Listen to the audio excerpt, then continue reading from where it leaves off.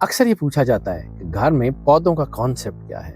पौधों के अंदर रूह होती है, पौधे एनर्जी प्रोड्यूस करते हैं। सबसे पहले आप समझिए कि ये पौधे जो हैं ये एनर्जी के मैग्नेट्स होते हैं। ये जब पौधे जो है वो घर में होते हैं तो बाद औक़ात ये आपके घर में सुकून लेके आते हैं और बाद औक़ात आपके घर के सुकून को, पॉजिटिव एनर्जी को अपने अंदर एब्जॉर्ब कर रहे होते हैं। जब ये आपकी पॉजिटिव एनर्जी को अपने अंदर एब्जॉर्ब करते हैं तो आपको जो है वो नुकसान देते हैं।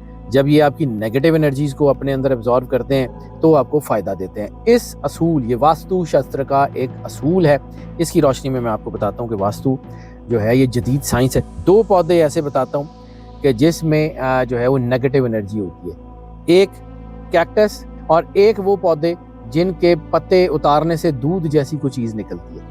रबड़ प्लांट हो गया या कोई भी ऐसे पौधे जिसके पत्ते तोड़ने से अंदर से दूध जैसी कोई सफ़ेद कोई चीज़ या कोई गूंद टाइप की चीज़ निकले, उन पौधों को कोशिश करें घर के बाहर लगाएं। अगर घर के बाहर नहीं लगा सकते तो कम से कम अपनी छत के ऊपर लगाएं। अपने जो है ना लॉन्स वगैरह में नीचे जहां आपके बेडरूम इर्द गिर्द हो वहां उनको कोशिश करें कि मत लगाएं। इससे आपकी एनर्जी बड़ी स्मूथ फ्लो में आएगी। और पौधों के जो सूखे पत्ते होते हैं, टहनियाँ होती हैं या जो है वो इनकी कोई उतरी हुई टूटी हुई शाखें होती हैं, उनको कोशिश करें कि अपने लॉन से, अपने घर से फौरी निकालते रहा करें। अगर वो वहाँ पड़ी रहें तो वो पुराने बोसीदा पत्ते नेगेटिव एनर्जी को अट्रैक्ट करने का बायस बनते हैं। छोटी-छोटी चीज़ें हमारे घरों को बहुत बेहतरीन जो है वो सिक्योरिटी मैकेनिज़्म दे सकती हैं।